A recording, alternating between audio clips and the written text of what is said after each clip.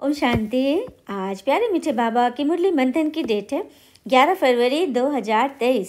तो आज मीठे मीठे बाबा ने अपने बच्चों से कहा, मीठे बच्चे सदा अपने को राज ऋषि समझकर चलो तो तुम्हारे सब दिन सुख से बीतेंगे, माया के घुटके से बचे रहेंगे। तो क्या करें बाबा कि सदा अपने को राज ऋषि अर्थात मन के राजा और तन से ऋषि, मतलब प्रभाव में ऋषि, किसी के भी आकर्षण में नहीं आना। जैसे एक संत का होता है ना कि वो अपनी धुन में मगन होते हैं, करेंगे सबके लिए, सेवा भाव तो कूट कूट के होती है, लेकिन मन के राजा। तो ऐसे समझ कर चलो तो तुम्हारे सब दिन सुख से बीतेंगे, क्योंकि व्यर्थ बातों से हमें कोई मतलब ही नहीं होगा। और जब हम उन सब बातों से छूटेंगे तो सुख से बीतेंगे, क्योंकि हर एक बात में हम क्या ढूंढेंगे? सुख ढूंढेंगे कि इस अकल्याण में कौन सा कल्याण छिपा है, तो माया के घुटकों से बच जाएंगे। प्रश्न, कौन सा चांस तुम्हें अभी है फिर नहीं मिलेगा? उत्तर, अभी थोड़ा समय है जिसमें पुरुषार्थ कर पढ़ाई से उच्च पद पा सकते हो, फिर यह चांस नहीं मिलेगा। ये जीवन बड़ा दुर्लभ है, इसीलिए कभी यह ख्याल नहीं आना चाहिए कि जल्दी मरे तो पीछा छूटे। यह ख्याल उन्हें आता है जिन्हें माया तंग करती है या कर्म भोग है। तुम्हें तो बाबा की याद से माया जीत बनना है। क्या बोले बाबा कि देखो, अक्सर हम ये कहते भी सुनेंगे लोगों को, खास करके जो वृद्ध लोग होते हैं, कि हे भगवान अब कितना लंबी आयु करे, या कुछ भी रोग शोक हो गया तो अब उठा ले। तो बाबा कहते हैं कि ऐसा नहीं बोलना है। जिस समय जिसकी आयु जितनी निर्धारित है वो तो होगा ही। तो इसके लिए अपना कर्म हो समझकर इसको चुकता करना है, और उसी चुकता करने के लिए भगवान हमें ये पढ़ाई पढ़ा रहे हैं। समझ लो कि एग्ज़ाम के लिए हमें चीट मिल रहा है, जिसे हमें देखते जाना है और उतारते जाना है अपने जीवन में, और भगवान की याद ही हमें माया जीत बनाएगी। गीत है आज की मुरली का, धीरज धर मनवा धीरज धर, तेरे सुख से भरे दिन आएंगे, तकदीर का सूरज चमकेगा, गम के बादल छट जाएंगे। ऐ दिल मेरे तू धीरज धर, अब वक्त सुनहरा आएगा, गम की ये रात खत्म होगी, सुख भरा सवेरा आएगा। ऐ दिल मेरे तू धीरज धर। ओम शांति। बाबा पूछ रहे हैं, मीठे बच्चों ने गीत सुना तो कौन कह रहे हैं धीरज धरने का? और किसने सुना? तो बेहद के बाबा ने कहा, और सभी बच्चों ने सुना। तो बाबा हमारे सुख के दिन लाने के लिए तो भगवान हमें ये मुरली सुना रहे हैं। हाँ, अब जो करेगा सो पाएगा। बाबा कहते हैं घड़ी घड़ी भूलना नहीं है, तो माया के झुटके बहुत आएंगे।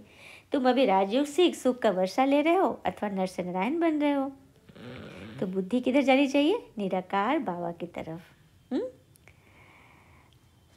फिर बाबा कह रहे हैं, घबराओ मत, धीरज दे रहे बाबा, माया पर जीत पानी है। माया के तूफान आएंगे जरूर, विघ्न पड़ेंगे, इसका इलाज है योग में रहो।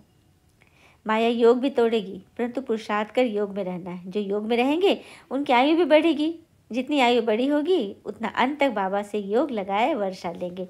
योग से तंदुरुस्ती भी मिलती है। इसलिए तो बाबा कहते हैं निरंतर मुझे याद करो, जितना पुरुषार्थ करेंगे उतना स्वर्ग में प्रालब्ध पाएंगे। जो बाबा कहते हैं बच्चे योग में रहो तो तुम्हारे विकर्म विनाश होंगे, बाकी थोड़ा समय है।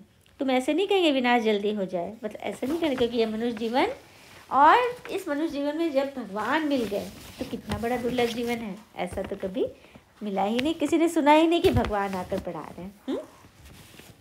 बाबा रोज अमृत मिलाकर पढ़ाते हैं, और उस समय बाबा के सामने सभी बच्चे बैठे हैं। बाबा कहते मैं तुम सभी बच्चों को याद करता हूँ, इससे माया कोई विघन नहीं डालती। तुम बच्चे मुझे घड़ी घड़ी भूल जाते हो, माया तुमको विघन में डालती है। कोई लिखते बाबा हम बच्चों को न भुलाना। बाबा से कहते बच्चे बाबा हमें न भुलाना, तो बाबा कहते मैं थोड़ी भूलता हूँ, मुझे तो सबको वापस ले जाना है, इसलिए मैं रोज़ याद कर देता हूँ। एक दिन भी बाबा ने मिस किया क्या मुरली भेजने से? ये हमें लेटर लिखने से बाबा ने मिस किया? नहीं ना। तो बाबा तो हमें हर घड़ी याद करते हैं। बच्चों को खजाना भेजता हूँ, यही है तो ज्ञान रत्नों का खजाना। सबको ललकार करता हूँ, बाप की श्रीमत पर बेहद के वर्षा का लेने का पुरुषार्थ करो, इसमें गफलत व बहाना मत करो। कहते हैं कर्म बंधन है, यह तो तुम्हारा है। तो इसमें बाबा क्या करें? बाबा कहते हैं योग में रहो तो कर्म बंधन कटता जाएगा, तुमसे विकर्म नहीं होंगे। फिर बाबा कह रहे हैं कि नेपाल में विजयादशमी के दिन छोटे बड़े सब शिकार करते हैं। तो नेपाल की यह प्रथा है कि उस दिन सभी बच्चे शिकार करते हैं, जिसको जो तरह से जहाँ हाथ मारे।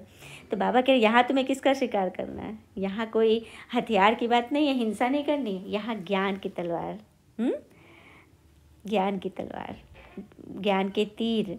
मतलब इस तरह से हम सभी को भगवान का परिचय दें, उस ज्ञान से सबको माला माल कर दें। यही है, जब बाबा ही है कल्याणकारी तो बच्चों को भी ऐसा कल्याणकारी बनना है। हाँ, गरीब ही अपना कल्याण करते हैं, साहूकार तो मुश्किल ही करते हैं क्योंकि उनको समय ही नहीं है। और सन्यासी भी जो नामी ग्रामी है वो अंत में आएंगे, क्योंकि सन्यासी तो आज भगवान की तरह पूजे जाते हैं, उनको कहीं जाने की दरकार थोड़ी है, वो तो खुद ही अपने ऐशों में है। सभी लोग उनको इतना मान दे रहे हैं, तो ये सब अंत में आएंगे। हाँ, जो गरीब साधारण है वही ज्ञान उठाते हैं, और बाबा भी साधारण तन में आते हैं, गरीब में नहीं। यहाँ पे ये बात क्लियर करने की बात है कि ब्रह्मा पिता साधारण भल थे, ब्राह्मण थे, लेकिन गरीब नहीं थे, हीरे जवाहर के महल थे। क्योंकि यदि एकदम गरीब होते तो फिर सब लोग उनकी बात कैसे सुनते, सबकी संभाल नहीं करते ना। तो देखो बाबा ने युक्ति कैसी रची, साधारण ही हो, जो बलि भी चढ़े और इतने सबकी परवरिश भी करे।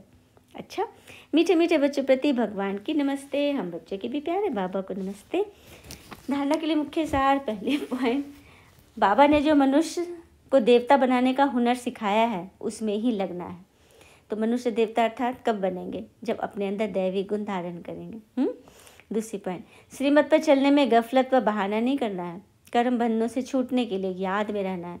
कर्म बंधन से हम तभी छूटेंगे जब हम अपना रिमोट किसी को नहीं देंगे। सामने वाला हमको रिमोट करे, उसके चाहने से हम हंसे, रोए, हाँ, चिड़चिड़ करे, गुस्सा करे, नहीं। हमारी खुशी, हमारी शांति, हमारा आनंद, हमारी निजी प्रॉपर्टी जो स्वयं भगवान ने हमें दिया, हम क्यों किसी पर जाया करें? बेकार में क्यों जाए? कर्म बंधन में क्यों फंसे? हम तो कर्म संबंधी हैं। हर एक के साथ अपने आत्मिक भाईचारा का नाता रखना है, सभी को लेके चलना है, कोई गफलत व बहाना नहीं करना है। वरदान है, श्रेष्ठ कर्मधारी बन ऊंची तकदीर बनाने वाले पद्मा पदम भाग्यशाली बनते हैं। तो श्रेष्ठ कर्मधारी बन ऊंची तकदीर कैसे बनाएंगे? तो जिसके जितने श्रेष्ठ कर्म हैं उनकी तकदीर की लकीर उतनी लंबी और स्पष्ट है।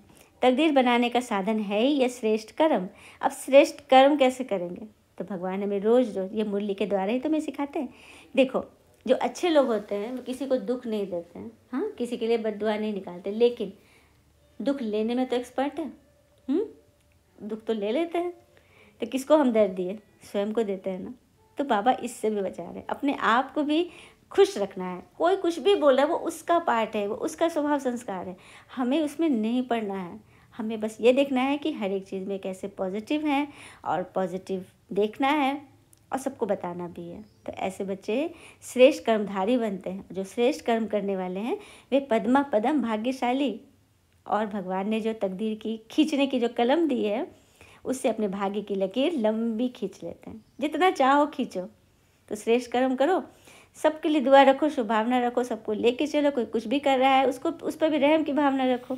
इस एक जन्म में अनेक जन्मों की तकदीर बन सकती है, तो बनना है ना सभी को। तो सभी पद्मा पदम भाग्यशाली बच्चों को बाबा बहुत बहुत याद प्यार दे रहे हैं और आगे बढ़ने की राह दिखा रहे हैं। स्लोगन, अपने संतुष्टता की पर्सनैलिटी द्वारा अनेकों को संतुष्ट करना ही संतुष्ट मणि बनना है।